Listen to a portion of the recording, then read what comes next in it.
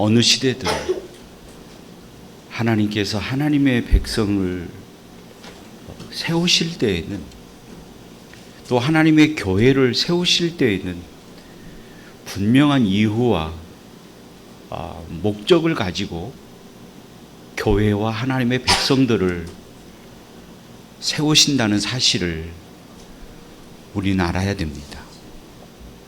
이 목적을 잃어버리면 우리는 하나님을 섬기지만 마치 우상을 섬기는 것과 다를 바 없이 자신의 유익을 위한 하나님을 섬기는 신앙이 되어버리고 만 것임을 알아야 한다고 하는 거죠. 그래서 그들도 주님이 오시는 그날에 모두가 주님의 심판대 앞에 서게 될 것인데, 주님의 심판대 앞에 모든 사람들이 서게 되면 거기는 어느 누구도 더하거나 빼거나 할 수 없이 있는 그대로를 이야기할 수밖에 없는 상황에 이르게 되고, 그 마음을 누구보다도 주님께서 잘 꿰뚫어 보고 계시기 때문에 어느 누구도 더하거나 뺄 수 없는 것임을 우리는 알아야 되는 것입니다. 그래서 많은 사람들이 주님 앞에 섰을 때, 저와 여러분들도 마찬가지인데요, 주님의 앞에 서서 우리가 행한 일들에 대해서 하나하나 나열해 갈 것입니다. 그럴 때 나의 고백을 들으시고 주님은 뭐라고 평가하실까? 과연 잘했다, 충성된 종이라, 착하고 충성된 종이라 칭찬하실까?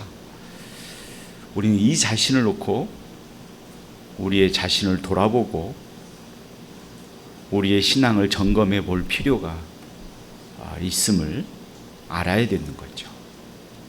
때로는 어떤 사람은 내가 주님의 이름으로 많은 열심을 했고 권능도 행했고 능력도 행했고 귀신도 내어 쫓았습니다, 이야기할 수 있는 사람도 있을 거예요. 이는 참으로 대단한 일이고 많은 사람들이 존경하고 배울 만한 일이지만, 주님께서 그렇게 고백하는 그들을 향해서 말씀하십니다. 악하고 패역한 자들아, 다 내 곁을 떠나가라. 악하고 패역한 자라고 평가하시는 주님의 평가를 우리는 말씀을 통해서 듣게 되는 거죠. 그러듯 오늘 저와 여러분들이 하나님 앞에 섰을 때 이러한 평가를 받지 않을까 늘 걱정하고 근심하면서 우리의 자신을 돌아보는 믿음의 삶의 모습이 되어야 될 것입니다. 그래서 우리는 늘 생각해야 할 게 뭐냐면, 하나님이 나를 왜 우리 동명교회에 세우셨나? 왜 하나님께서 나로 하여금 하나님의 일을 보게 하시는지, 왜 하나님께서 나로 하여금 이름 없이 빚 없이 섬기는 삶을 살아가게 하셨는지를 생각하면서 그에 합당한 믿음의 삶을 살아가면서 많은 사람들에게 영향력을 끼칠 수 있는 신앙과 믿음의 역사들이 우리 교회 안에 풍성해지기를 주님의 이름으로 축복합니다.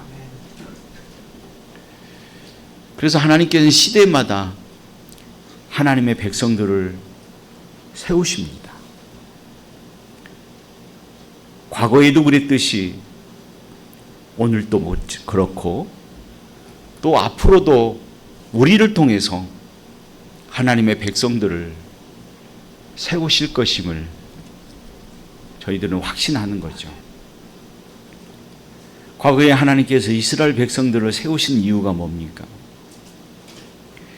하나님께서 이스라엘 백성들을 내 백성이라고 하시며 세웠던 이유는 그들을 통해서 하나님이 하나님 되심을 드러내기를 원하셔서, 하나님의 영광을 드러내기를 원하셔서 세운 게 아닙니까? 그런데 그들의 삶의 가치는 하나님의 영광을 위해서 살아갈 때 삶의 가치가 풍성해지는데, 그러지 못하고 하나님보다는 자신을 위해서 우상을 만들어 섬겨버렸던 거죠. 하나님이 받으셔야 할 영광을 우상에게로 돌려버린 것입니다. 우리가 아무리 우상을 섬겨도 우상은 우리의 찬양과 영광을 받을 수 있는 권한도 없을 뿐만 아니라 능력도 없으니까. 오직 우리의 찬양과 영광을 받으실 분은 하나님 한 분 위에 있는 그 어떠한 누구도 우리의 찬양과 영광을 받으실 만한 능력을 가지고 계시는 분이 아무도 없다는 사실을 여러분들은 믿습니까? 확신하십니까? 우리의 신앙의 굳건한 마음이죠. 그래서 하나님께서 나를 세우신 것은 나를 위한 것이 아니라 하나님의 영광을 위한 것이다. 그래서 우리는 그 삶을 살아갈 때 하나님께서는 그들에게 반드시 복을 내리십니다. 그러니까 성경의 어떤 곳을 보든 내가 복을 줄 테니까 그 복을 가지고 나를 섬겨라고 하시는 것이 아니라, 나의 어떤 여건과 환경에 처해 있든지 우리의 삶이 하나님의 영광된 삶을 살아갈 때에는 그들의 삶을 윤택하게 하시고 풍성하게 하시고 형통하게 하신다는 사실들을 우리는 말씀을 통해서 하나님의 약속을 듣게 됩니다. 그래서 우리는 사나 죽으나 늘 하나님의 영광을 위해서 살아가야 하는 것이 저와 여러분들의 삶의 의미요, 목적이죠. 오늘 우리 교회의 존재 목적도 마찬가지 아닙니까?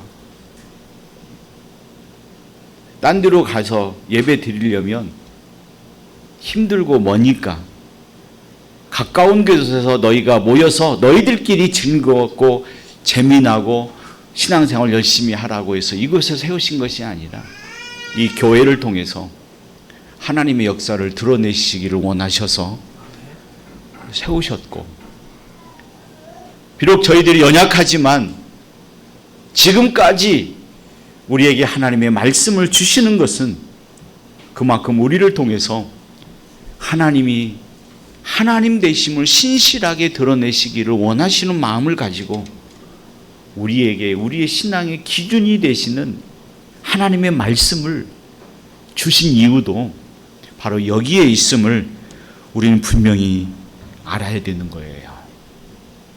그래서 우리는 그 말씀을 가지고 우리가 신앙생활을 하면서 그 신앙의 영향력을 다른 사람들에게 끼쳐낼 수 있는 믿음의 도구가 되기를 소원하고, 또 그런 삶을 살아가는 일에 진력하는 믿음의 삶의 모습이 되어야 됩니다.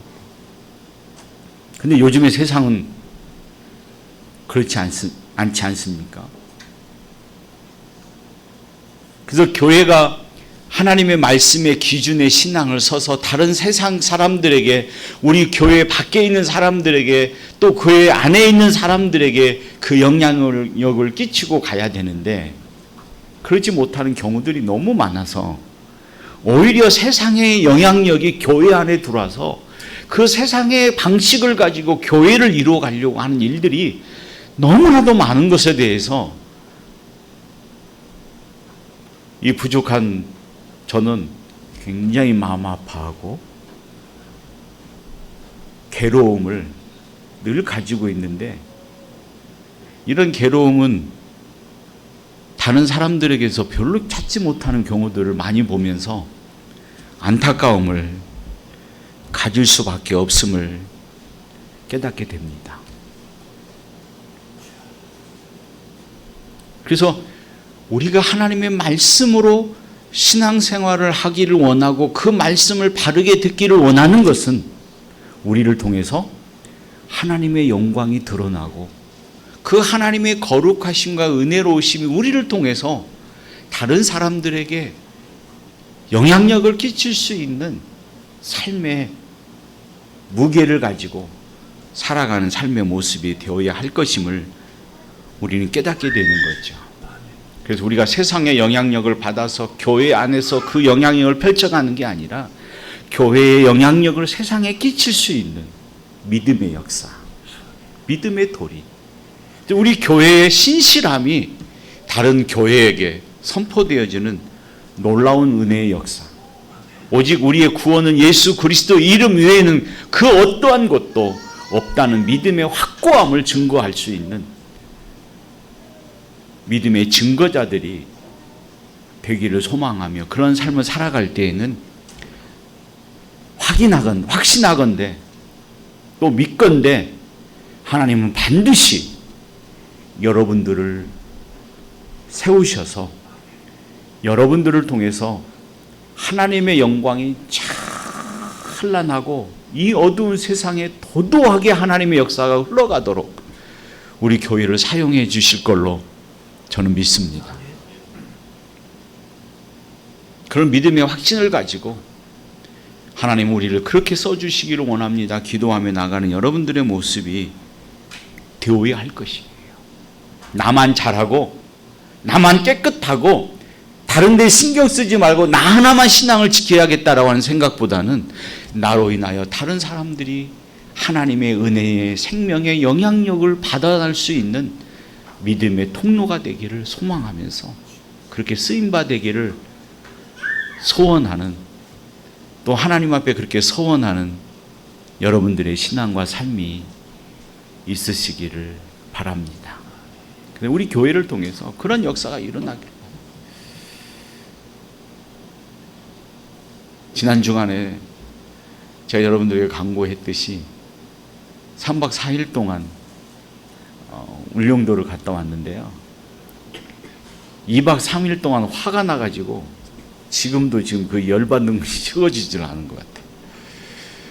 전 공교롭게도 목사님들끼리만 자는 방에서 4명이 목사님들이 잤는데 제가 거기서 제일로 나이가 어리고 나머지는 다 하는데 통합측 목사님들과 이제 같이 잠을 자게 됐는데 이 3일 동안 화가 났던 거죠. 이렇게 하다 보니까 여러 가지 이제 이야기하다 보니까 이제 하시는 분이 뭐 자신의 이제 공부한 것에 대해서 자기도 철학을 공부하고 뭐 심리학을 공부하고 뭐 여러 가지 사회복지도 공부하고 막 얘기를 하다가 이제 신앙 안으로 돌아왔는데 어떻게 돌았냐면 우리가 구원을 받아도 떨어질 수 있다. 그리고 연세대 교수님이 이야기하시는데 불교에도 구원이 없다라고 말할 수 없다. 불교에도 구원이 있다라고 말하는 그 목사님과 시비가 붙어가지고 하다가 아이고 포기하자 하고 포기하고 왔는데 잠을 못 자고 계속 그 얘기를 했어요. 그러면서 심각하게 느꼈던 것은 이건 단지 우리 주위에 있는 분만 아니라 목사님들의 많은 사람들의 생각이 이러한 생각을 가지고 있다는 생각 때문에 저는 너무 놀랐어요. 너무 놀랐어요. 근데 이제 저하고 이제 막 다투는 옆에 있는 분들은 그냥 쳐다만 보고 있고 그냥 구경만 하고 계시더라고요. 성경을 갖고 이야기를 해도 안 믿는 거죠. 그건 자기 고집이 그만큼 박혀져 있는 거예요. 이러한 시대 속에 우리는 바른 신앙과 믿음의 기준이 되시는 하나님의 말씀을 가지고 하나님의 믿음의 영향력을 끼쳐낼 수 있는 교회가 되기 위해서 더 힘써야 되겠다 하는 생각들을 많이 가져보게 됩니다. 웬만큼 이야기하면 웬만한 분들은 그냥 이렇게 수긍하고 들어오는데도 그분은 끝까지 예수 그리스도 아니고도 구원을 얻을 수 있다라고 하는 것들을 끝까지 주장을 하시더라고요. 그러나 분명한 건 우리의 구원은 예수 그리스도의 이름 외에는 없습니다. 그것이 세상에 듣든 안 믿든 우린 전해야 됩니다. 우리가 안 믿는다고 해서 예수님이 안 계시는 게 아니에요. 그렇잖아요?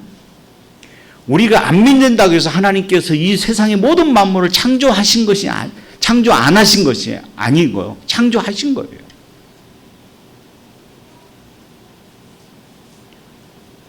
우리가 인정하지 않는다 할지라도 우리의 구원은 오직 예수 그리스도 이름 위에는 없습니다.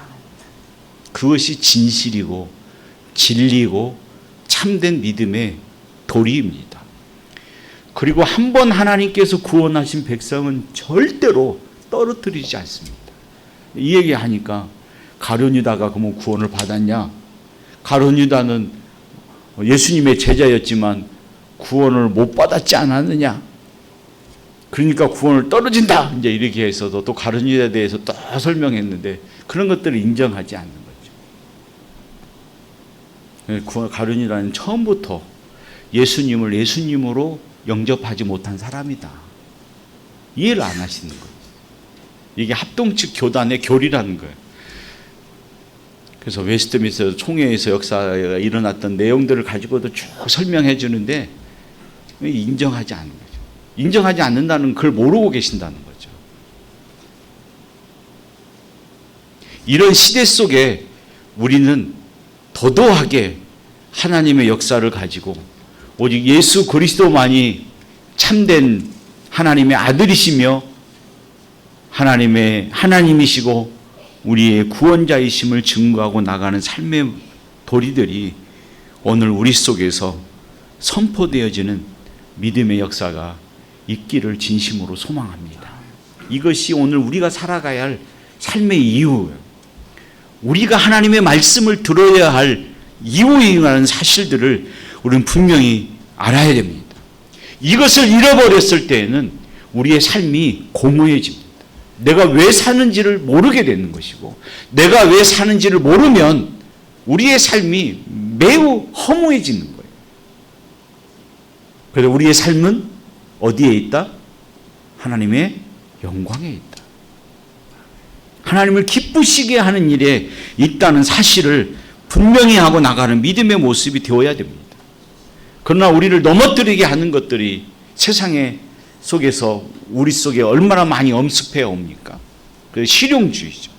하나를 얻으면 세 개를 네 개를 얻고 싶어하는 그런 실용주의적 마음들이 우리 속에 있어서 늘 우리는 하나님을 믿어도 나를 위해서, 나의 기쁨을 위해서, 나의 행복을 위해서 믿는 그런 신앙이 아니라 오직 우리는 하나님의 영광을 위해서 내가 사나 죽으나 하나님을 즐겁게 하며 기쁘시게 하는 믿음의 삶을 위해서 살아가야 된다고 하는 신앙의 도리를 가지고 성실함으로 믿음의 역사를 이루어가는 여러분들의 모습이 되어야 됩니다.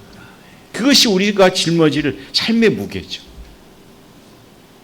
때로는 어려운 일도 있을 거고 때로는 힘든 일도 있을 것이고 때로는 고통스러운 일도 있을 때고 때로는 포기하고 싶은 일도 있을 것이고 그러나 우리가 살아가는 이유는 바로 하나님의 영광에 있다는 것이 우리의 신앙의 삶의 무게라는 것을 늘 기억하면서 나가시는 여러분들의 신앙의 모습이 있으시기를 바랍니다. 그리고 하나님은 참으로 신실하시고 거룩한 분이시듯 우리 또한 성실하고 신실한 믿음의 삶으로 하나님께 영광을 돌리는 삶으로 전진해가는 믿음의 모습이 되어질 때 하나님은 반드시 우리를 통해서 영광을 받으시는 일들이 우리에게 확증되어지는 날들이 속히 돌아올 수 있도록 우리가 바라볼 수 있도록 우리 교회를 통해서 역사하신다는 사실을 우리는 깊이 깨달아 가야 할 것입니다. 우리가 살아가는 삶의 이 현장 속에서 외형적으로든 내형적으로든 관습에 빠져서 헤매는 신앙의 모습이 아니라 하나님의 나라가 점점점 선포되어지는 놀라운 역사가 있기를 소망하면서 살아가시는 저와 여러분들이 되시기를 진심으로 바랍니다. 이것은 한 사람의 올곧은 마음을 가지고 이루어지는 게 아닙니다. 제가 아까도 말씀을 드렸지만 성도 7명이 되는 교회가 자립하면서 다른 교회를 돕는 교회가 되는 것은 한 사람의 신앙이 아니었더라고요. 그 성도들 전체가 최선을 다해서 헌신을 다해서 교회를 위해서 헌신하는 믿음의 역사가 만들어낸 하나님의 은혜의 결과라는 사실을 우리는 알아야 됩니다. 평균적으로 연령을 봤을 때 우리 교회보다는 훨씬 나이가 많으신 분들입니다. 그럼에도 불구하고 하나님 그들을 쓰셔서 하나님의 복음의 역사가 교회가 어떻게 진행되어져 가는 것인가를 보여주셨듯이 오늘 저와 여러분들의 그러한 믿음을 통해서 우리 교회를 통해서 많은 교회에게 그러한 영향력을 끼칠 수 있는 놀라운 역사가 있기를 진심으로 소망하는 것입니다. 그러한 믿음을 가지고 우리가 살 때 하나님은 반드시 우리에게 복을 내려 주실 걸로 믿습니다. 그리고 여러분들의 삶을 형통하게 해 주실 걸로 확신합니다. 그 확신의 기쁨과 평화와 평강이 우리를 통해서 이 지역에 심겨질 수 있도록 또 그것이 흘러내려 많은 생명을 살려낼 수 있는 믿음의 역사가 있기를 소망하면서 우리의 삶의 무게는 바로 그것에 있다 고백하며 여러분들의 살아가는 삶의 모습을 통해서 여러분들의 수고로움을 통해서 하나님의 나라가 확장되어지는 놀라운 역사가 있기를 주님의 이름으로 축복합니다. 같이 기도하겠습니다. 자비로우신 아버지 하나님, 은혜와 사랑하심을 무한 감사를 드립니다. 오늘도 우리에게 허락해 주시는 하나님의 은혜와 도리를 가지고 우리가 살아가야 할 삶의 무게가 얼마나 큰 것인가를 깨달으며 주님을 의지하며 오늘도 그렇게 하나님의 영광을 위해서 전진해 가며 헌신할 수 있는 믿음의 역사가 저희 가운데 있게 하여 주옵소서. 예수님의 이름으로 감사하며 기도 올리옵나이다. 아멘.